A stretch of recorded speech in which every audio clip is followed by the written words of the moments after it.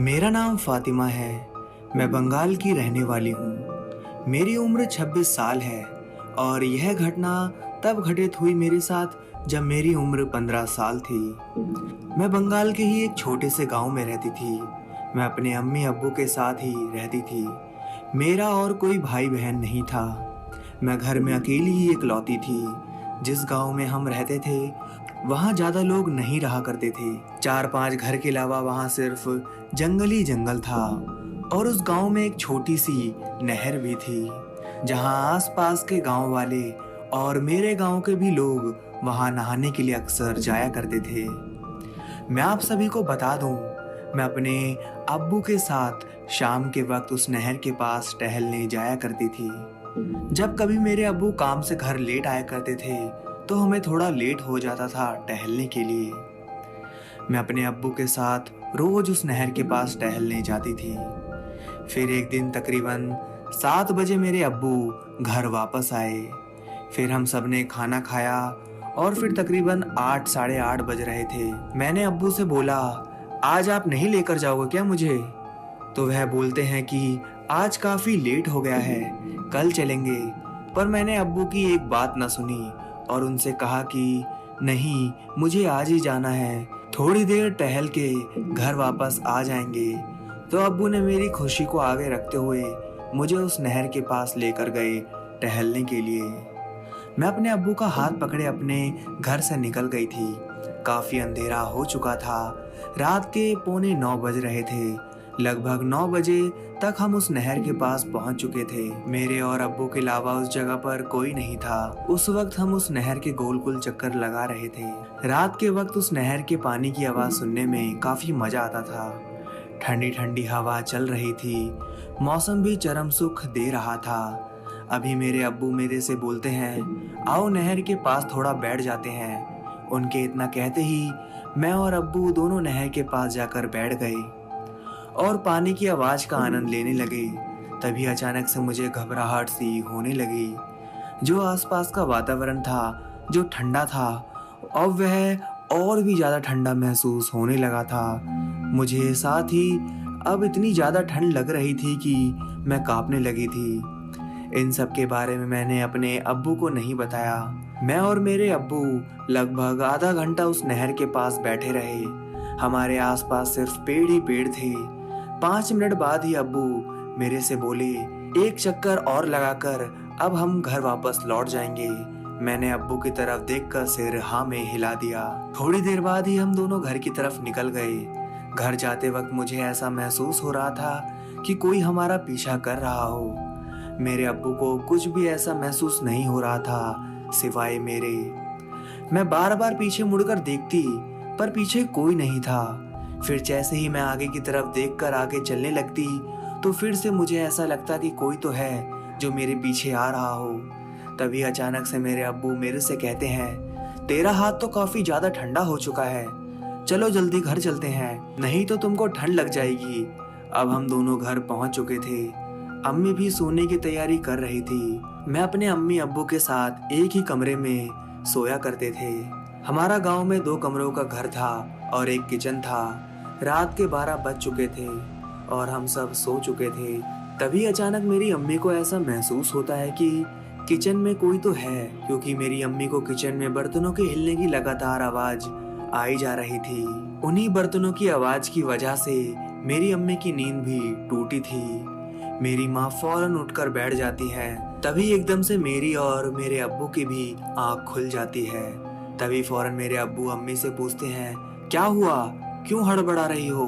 तभी मेरी अम्मी अब्बू से कहती हैं, शायद कोई तो है रसोई घर में। इतना सुनते ही मेरे अब्बू अम्मी से कहते हैं कि होगा कोई चूहा वगैरह, उसी की आवाज आ रही होगी। इतना कहते ही मेरे अब्बू के फौरन रसोई घर से बर्तनों के गिरने की बहुत जोर जोर से आवाज आती है। मैं वह आवाज सुनकर काफी डर जाती हूँ। मेरे अम्मी अब्बू भी बहुत ही ज्यादा परेशान हो जाते हैं। तभी अब्बू हमसे कहते हैं, चलो बाहर चल के देखते हैं कि आखिर बर्तनों की आवाज क्यों आई। मेरी अम्मी तो अब्बू से कहती है, नहीं नहीं, मत जाओ बाहर, पता नहीं क्या हो सकता है बाहर। मेरी अम्मी अब्बू से कहती हैं, ऊपर वाले का नाम लो और सो जाओ, कल सुबह देखते हैं कि आखिर रसोई घर में कल रात हुआ क्या था। अगले दिन सुबह 7 बजे मेरी अम्मी उठकर कमरे से बाहर जाती हैं और रसोई घर की तरफ बढ़ती हैं और वहाँ का नज़ारा देखकर मेरी अम्मी दंग रह जाती हैं और फौरन जाकर अब्बू को उठा देती हैं। मेरी भी आंख खुल जाती है। अम्मी अब्बू को लेकर बाहर की तरफ बढ़ती हैं। मैं भी उनके पीछे पहुँच जाती हूँ। अम्मी अब्बू को दिखाती है कि देखो, रसोई घर एकदम वैसा का वैसा ही है जैसा कल रात मैंने छोड़ कर गई थी सोने के लिए। पर जो कल रात हमें आवाज़ आ रही थी बर्तनों की गिरने की, तो अब बर्तन कैसे सही सलामत रखे हुए हैं, यह कैसे हो सकता है। और जो कल रात हमने बर्तनों की आवाज़ सुनी, तो फिर वह क्या था। तभी फटाफट हम सब ने नाश्ता वगैरह किया। तैयार व्यार होकर मैं स्कूल की तरफ निकल गई और अब्बू काम करने बाहर चले गए। जब मैं घर से निकली तो मुझे फिर से वही महसूस हो रहा था कि कोई तो है जो मेरा पीछा कर रहा है। मैं बार बार पीछे मुड़कर देखती, पर वहाँ कोई नहीं रहता था। फिर जैसे ही मैं वापस पलट कर देखती तो फिर अचानक से किसी के पैरों के चलने की आवाज़ आने लगती। ऐसा लगता कि कोई मेरे जस्ट पीछे चल रहा हो।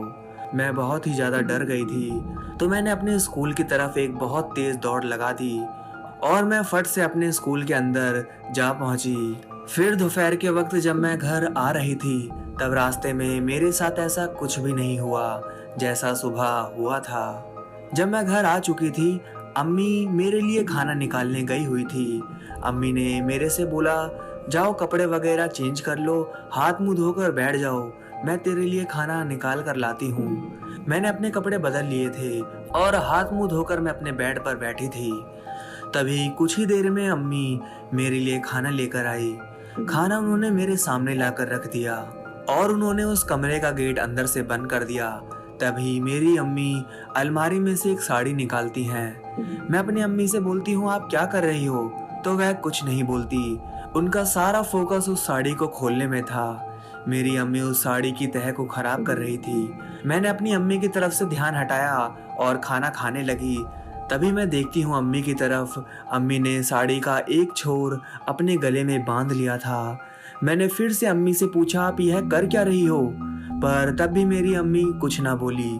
तभी मैं देखती हूँ अम्मी साड़ी के बीच के हिस्से से पंखे की तरफ बांध देती हैं। मुझे कुछ भी समझ में नहीं आ रहा था कि आखिर अम्मी करना क्या चाहती हैं। उस वक्त मैं बहुत छोटी थी, इसलिए मुझे इस बारे में कुछ पता ही नहीं था।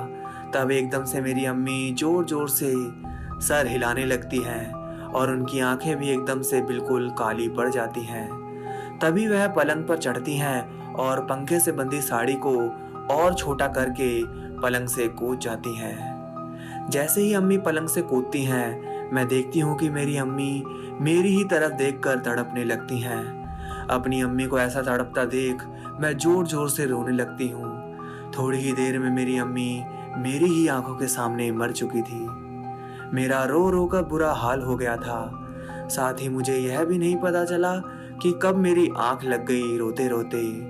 शाम के 7 बजे अब्बू घर आते हैं। मैं अभी भी सो रही थी और अम्मी पंखे पर लटकी हुई थी।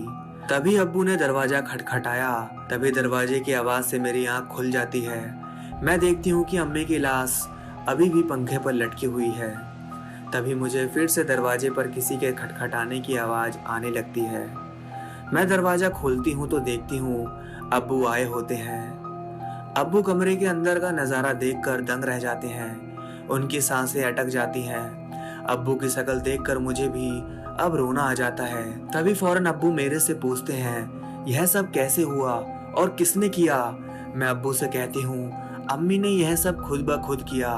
मेरे अब्बू अम्मी को पकड़कर बहुत जोर जोर से चीखने और चिल्लाने लगे। मेरे अब्बू की आवाज़ सुनकर पास के ही रहने वाले लोग हमारे घर के अंदर आ गए देखने के लिए कि आखिर यह शोर कैसा है। आसपास के लोग हमारे घर के अंदर आते हैं। वे हमारे कमरे के अंदर का नज़ारा देखकर दंग रह जाते हैं। सब सोच में पड़ जाते हैं कि आखिर यह सब उसने किया क्यों। सभी लोग मेरे अब्बू से पूछते हैं, क्या आपकी पत्नी से आपकी लड़ाई थी? पर मेरे अब्बू कहते हैं, नहीं, ऐसा कुछ भी नहीं है। मैं और मेरी पत्नी तो एकदम अच्छे से रहते हैं। उसे मेरे से कोई भी शिकायत नहीं थी। फिर भी उसने ऐसा क्यों किया मुझे नहीं पता। तभी उन लोगों में से एक आदमी कहता है, आप पास के ही एक मौलवी को बुला लाओ, वही आपकी अब मदद कर सकते हैं, क्योंकि आप जरा देखिए अपनी पत्नी की तरफ। उसकी आंखें काफी लाल हैं और उसके हाथ पैर भी पूरे नीले पड़ चुके हैं और धीरे धीरे उसका पूरा शरीर भी नीला पड़ता जा रहा है। यह कोई आम मृत्यु नहीं है, यह कोई ऊपरी साया है। उस आदमी की बात सुनकर मेरे अब्बू फौरन जाकर उन मौलवी को बुला लाते हैं। वह मौलवी की उम्र काफी ज्यादा थी। जब वह हमारे घर आते हैं तो वह हमारे घर के अंदर कदम रखते के साथ ही उन्हें एक बुरा एहसास होने लगता है। वह हमारे घर के अंदर जाने से मना कर देते हैं और बाहर खड़े खड़े ही बोलते हैं, मुझे बताओ क्या हुआ है। तो मेरे अब्बू शुरू से लेकर अंत तक का सारा घटना उन मौलवी जी को बता देते हैं। सारा वाकया सुनने के बाद मौलवी जी कहते हैं, मैंने आपके घर में जैसे ही कदम रखा मुझे बुरी शक्तियों का एहसास हो गया था कि आपके घर के ऊपर किसी बुरी शक्ति का साया है। वह कोई आत्मा भी हो सकती है और कोई जिन्नात भी। आप अपनी पत्नी का अंतिम संस्कार कर लीजिए, फिर आप मुझसे मिलने रात के 8 बजे मेरे घर आइए। अपनी बेटी को साथ लेकर जरूर आना। जब आप लोग मेरे घर आएंगे तब आपको पता चल जाएगा कि यह सब किसने किया। तो मैं और मेरे अब्बू हम दोनों मौलवी जी के घर पहुंच जाते हैं। वहां मौलवी जी के घर रुके हुए हमें आधा घंटा हो चुका था। मौलवी जी एक ध्यान मुद्रा में बैठे हुए थे और कुछ मंत्र बुदबुदा रहे थे। लगभग 1 घंटे बाद उन्होंने अपनी आंखें खोली और हमें बताया कि तुम्हारी पत्नी को एक जिन्नात अपने साथ ले गया। उसने ऐसा इसलिए किया क्योंकि उसको तुम्हारी पत्नी पसंद आ गई, इसलिए उसने तुम्हारी पत्नी को मार दिया और उसकी रूह को अपने साथ अपनी दुनिया में ले गया। और यह जो जिन तुम्हारी पत्नी के ऊपर आया वह तुम्हारी बेटी के द्वारा ही आया है। जैसा कि मुझे पता चला है कि यह जो जिन था वह आपकी बेटी की खूबसूरती के पीछे पागल था और वह इसका पीछा करते करते आपके घर पहुंचा। और जब उसने आपकी पत्नी को देखा तो वह तुम्हारी बेटी को ना ले जाकर तुम्हारी पत्नी को ले गया, क्योंकि तुम्हारी पत्नी तुम्हारी बेटी से ज्यादा खूबसूरत थी। तभी मेरे अब्बू कहते हैं कि मेरी पत्नी की आत्मा को शांति कैसे मिलेगी, जैसा कि आपने बताया कि उसकी आत्मा को वह जिन अपने साथ ले गया अपनी दुनिया में। तभी मौलवी जी कहते हैं, अब इसमें मैं भी कुछ नहीं कर पाऊंगा, जो होना था वह हो गया। बस मैं आप सबसे यही बोल सकता हूँ कि आप बस दुआ कीजिए, बाकी सब ऊपर वाला देख लेगा। तो दोस्तों कहानी बस यहीं तक थी।